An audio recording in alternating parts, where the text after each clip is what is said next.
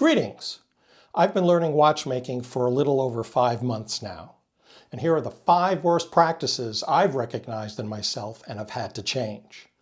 An experienced watchmaker watching this video will yawn or maybe giggle at this list because nothing I say would surprise them.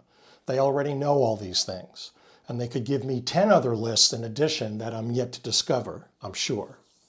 But if you're just starting to learn watchmaking or thinking about it, I want to help you recognize some bad habits. If you're doing any of these, stop doing them as soon as you can, or don't even start. Thinking ahead can royally mess up your work. For me, this behavior resulted from almost 5 decades of software engineering work, because you're always devoting some of your brain power to what's ahead of your current task. Let's say you're changing some code in your back-end system. 90% of you is thinking about the code changes that you're making. Simultaneously, you're spending 2% of your brain thinking about how you'll also need to edit another file because the 2 files must be kept in sync. And simultaneously with that, another 1% is spent thinking about how you need to also change the master dispatch table. And gee, should you also review the static code checkers? Well, you need to submit a PR for this and then watch the build's progress, because the first run usually fails for a silly reason that's easily fixed. So you've got to think a little bit about that also. Oh, and you have a meeting in 20 minutes. Thinking ahead is more than useful in engineering. It's necessary, and it's so common that nobody gives it a second thought. In watchmaking, thinking ahead will get you into trouble. If you're not 100% focused on what you're doing, you'll yeet a part into the air, snap a pivot, or try to mount a bridge at a bad angle. While I thought about other tasks, I would use too much or too little pressure on my tweezers, or let a balance get caught on a wheel when I was trying to remove it, or forget where I put a screw down just seconds ago. Don't think about anything else than the immediate task at hand. If you're not 100% focused on what's in front of you, you'll make more mistakes. I used to pick up every part. I've since learned to drag parts across my work pad whenever I can.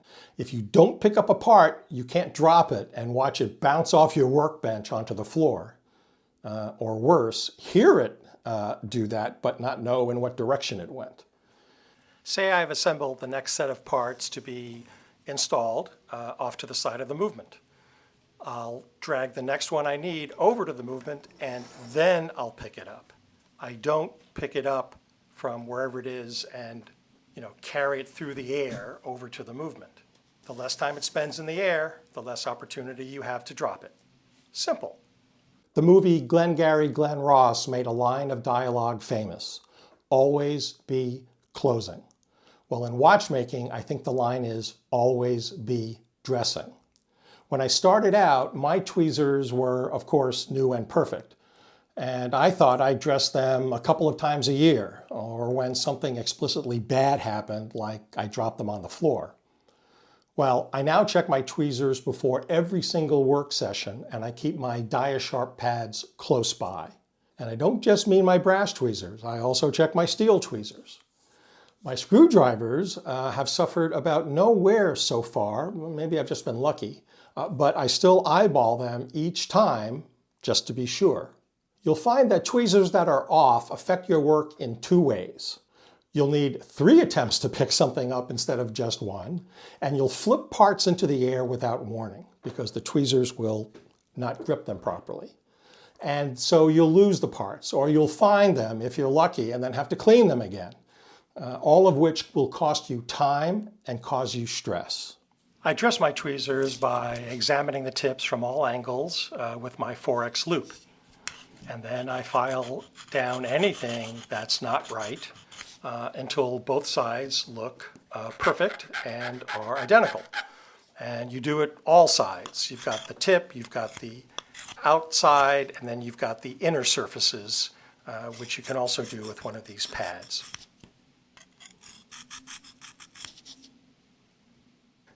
When it's all done, I stick them in pithwood a couple of times, I don't know, 2, 3, 4 times to remove any debris.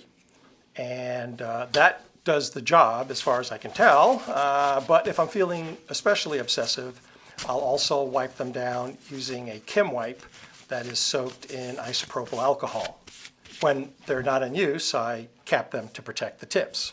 And that's how you dress tweezers. Should I always wipe them down with isopropyl alcohol? Don't know. Tell me what you do in the comments. I've developed a much greater respect for cleanliness over time. Now, I am not a messy person. I live a fairly ordered and tidy life, and my house is cleaned at a normal frequency. I do have 3 pet cats, so dander and fur is a constant presence, and we're aware of it. And we vacuum it up like normal people. Well, when I started out, I used to look at my workbench surface, and if I didn't see anything objectionable, I'd just get down to work. Now, before every work session, I dust my office, and I vacuum my office thoroughly. And then I wipe down my workbench and the side table with a Kim wipe soaked with 99% isopropyl alcohol. If I can actually see dust or debris somewhere, I give that area extra attention. And God forbid, I never drink nor eat at my bench. A single hair fragment, a flake of skin, or bit of dirt can screw up all your hard work. More specifically, it can slow down or jam up a gear train. Thoroughly clean your work area before you start, even if it doesn't seem to need it. And if you drop something on the floor, or should I say when you drop something on the floor, clean it before reattempting what you were trying to do. Whenever I make a purchase, like I think most people, I take one of 3 approaches. Sometimes I buy the lowest cost option, sometimes I buy the best option, and sometimes I buy at the knee of the curve, meaning the price point after which the payoff decreases for each dollar spent. When I started out in watchmaking, I tended to buy the lowest cost option. I respected and enjoyed the initial learning, but I didn't appreciate how important tool quality was. I didn't think tools didn't matter at all. I just didn't see where there could be much quality variance. I mean, how complicated are tweezers, for example? A spring winder is a spring winder. It's just a barrel with a handle. What's the big deal? Well, my first tweezers were okay, nothing great. Ditto for my screwdrivers. They weren't crap, but they weren't of any notable quality. And as I've progressed, I've come to value quality much, much more. Some like to grumble about the price of Bergeon's products, but they are great. And there's a reason why they're pricey beyond they simply want to make a profit. And this also applies to vendors and merchandisers. Esslinger prices tend to be a little bit higher than some other stores. But you know what? I've never had a problem with an Esslinger shipment. Their communications are crisp and accurate. And their shipping charges for small orders are, I think, very reasonable. And at the other end of the spectrum, there's AliExpress. Their prices can be cheap, sometimes amazingly cheap. There are bargains to be had, and I have friends who swear by them. But there is also shoddy quality and false descriptions to be had. In fact, many of their stores are scams. I've gotten screwed once, and their buyer protection guarantees are completely worthless. I won't use them ever again for any purchase at any price. Now I buy from reputable companies and merchandisers with a bias toward quality products and quality service. And I care less, but not zero, just less about the price. Besides Esslinger, I use Horotech, Horia, Jules Burrell, Auto Fry, and a few others. They sell quality products and they are worth the money. I do sometimes wish that product descriptions were longer, with some text geared to the neophyte watchmaker who might not understand how to use a tool, but I can deal with that. When you buy quality, you have the best tool for the job and a tool with the lowest probability of letting you down. So those are the 5 worst habits I've had to change as I learn my new occupation. Come on, be brave and tell me yours in the comments. And that's all I have for you today.